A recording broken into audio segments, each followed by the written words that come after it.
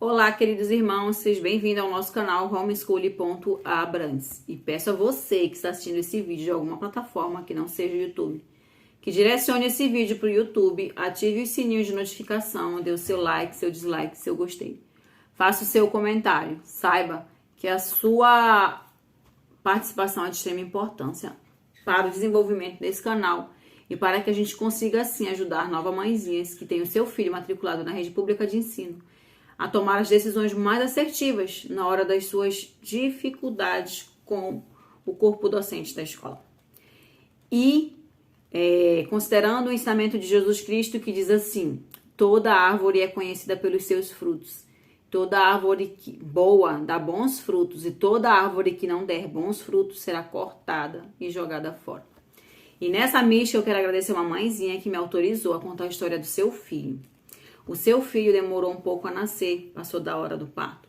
E isso ocasionou nele uma lesão cerebral em que ele é um pouco lento para o aprendizado. Por exemplo, que uma criança aprende em 1 ano, ele aprende ali em 3 anos. Ele tem sempre 2, 3 anos abaixo de sua idade. E hoje o seu filho está cursando o 3º ano do ensino médio, numa escola da Zona 6, da Zonal 6 da SEDUC, que fica ali pela Cidade Nova, aquela região ali mais um pouco mais longe aqui do Nova Cidade. E o que essa mãe relata? Essa mãe relata que ela sempre teve muita dificuldade com o filho. Apesar do filho ser um pouco mais lento, não é um caso para tirá-lo da sala, porque ele consegue aprender. Ele só precisa de um pouco mais de estímulo para desenvolver o seu aprendizado. Ele não aprende como uma criança que não tenha o mesmo probleminha dele. Então, ele não tem que ser excluído da sala. Porém, ela me disse que todos esses anos sempre foi muito difícil. Porque ela sempre encontrou muita dificuldade da parte do professor em sala de aula. Do professor querer trabalhar o filho dela, do professor querer desenvolver a parte cognitiva do filho dela, né? Do professor querer ali desempenhar em suas funções e olhando um pouco para ele, porque ele precisaria de uma atenção tanto quanto diferenciado dos demais alunos. Então, ela sempre teve muita dificuldade, sempre precisou estar ali em cima, pagando reforço, pagando explicadora. Porém, a coisa se agravou agora. Pasmem. No 3º ano do ensino médio, ele cursou o 1º, o 2º e o 3º ano está cursando na mesma escola. Não trocou de escola.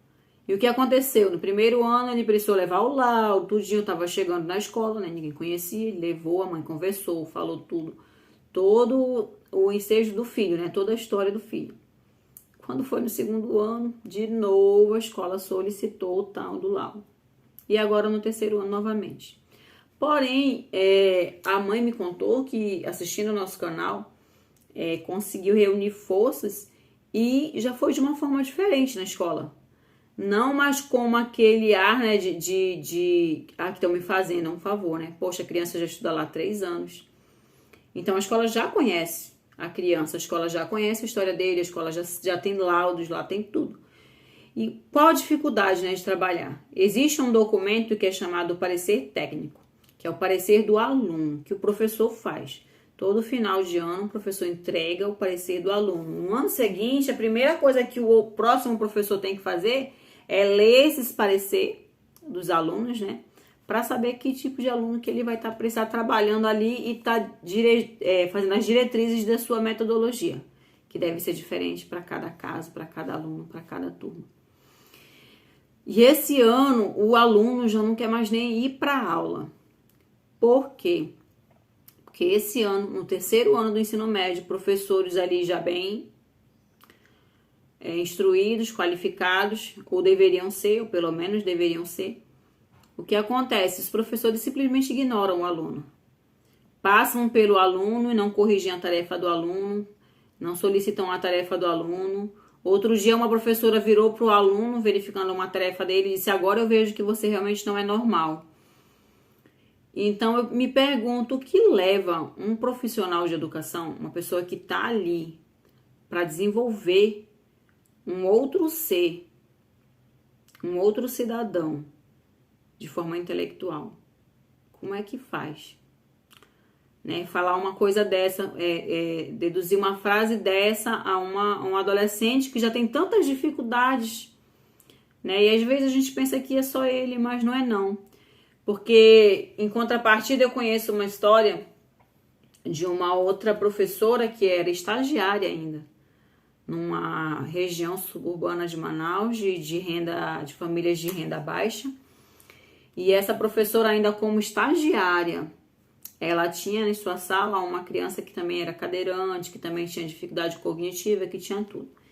E essa professora conseguiu lá pela universidade um microscópio. Imagina quando a professora entrou dentro da sala com o microscópio. As crianças ficaram enlouquecidas com aquele aparelho novo que elas nunca tinham visto, entendeu? Tudo tão distante da realidade dela. E ela, dando um jeitinho ali naquele aparelho, colocando na sua própria coxa, conseguiu fazer com que aquela aluna visualizasse no aparelho. E ela teve a ajuda de todos os outros coleguinhas. E o que mais me gravou assim foi a fala da mãe. A mãe virou para a professora e disse bem assim: esse ano a minha filha aprendeu alguma coisa na escola. Porque dos outros anos a filha dela também era ignorada pelos demais colegas de profissão dessa professora. Então a gente se pergunta assim, o sistema manda fazer isso? Porque o que eu sei é que a Constituição Federal, dentro do ECA, que é o Estatuto da Criança e do Adolescente, essas crianças elas têm o direito resguardado à educação. Elas têm direito sim à educação. E se o professor, às vezes, pega uma aluna dessa forma e não tem qualificação, ele pode buscar. Hoje em dia, todo mundo tem uma universidade do que quiser na palma da mão. O Google te ensina a fazer tudo e mais um pouco. Então, eu penso que também é um pouco de falta de interesse de alguns profissionais da área da educação para aprender a trabalhar com esse tipo de cliente. E parabéns à mãe, que soube se impor, que tirou forças aqui assistindo o nosso canal, vendo as histórias, vendo todos os acontecimentos, conseguiu se impor e disse para a pedagoga da escola se ela teria que toda vez largar o trabalho dela para ensinar a pedagoga a fazer o seu trabalho, que era melhor que a pedagoga contratasse. E a mãe tá certíssima. O aluno não é um aluno novato, não é um aluno novo.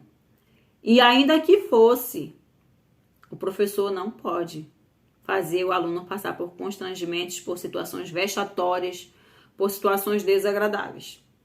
E você aí, papai e mamãe, que tem uma filha nessas circunstâncias, lute pelos direitos dos seus filhos, porque essas crianças elas já são muito excluídas, elas já são muito maltratadas. E antes de você desacreditar no seu filho e acreditar no que o professor fala, ouça mais o seu filho. Ouça mais o seu filho. Infelizmente, uma frase de Paulo Freire que eu digo que é o patrono dos professores. Ele não é da educação, mas dos professores eu acredito que ele é assim. E tem uma frase dele que eu gosto muito, que diz assim, que quando a educação não é libertadora, o sonho do oprimido é ser opressor. E a gente vê muito essa opressão nas salas de aula com os alunos. O aluno nunca tem razão, sempre é o corpo docente que tem razão. É impressionante. Então eu peço que você escute mais o seu filho, escute mais a sua filha. Tenha um pouco mais de confiança no que os seus filhos falam. Porque eu vi casos de crianças que diziam que apanhavam e que a mãe não acreditava. E depois a mãe já adulta, o filho adulto também. Como é que eu podia acreditar nisso? E a gente pode sim acreditar nos nossos filhos. Vamos dar mais crédito aos nossos alunos. E vou ficando por aqui. Muito feliz em saber que o nosso canal já está começando a dar frutos. E agradecer a todos que estão se inscrevendo, que estão compartilhando, que estão trazendo gente nova. Estamos crescendo devagar, bem pouquinho, mas crescendo. O importante não é a velocidade, mas a direção. Fiquem com Deus e só a educação vence a corrupção.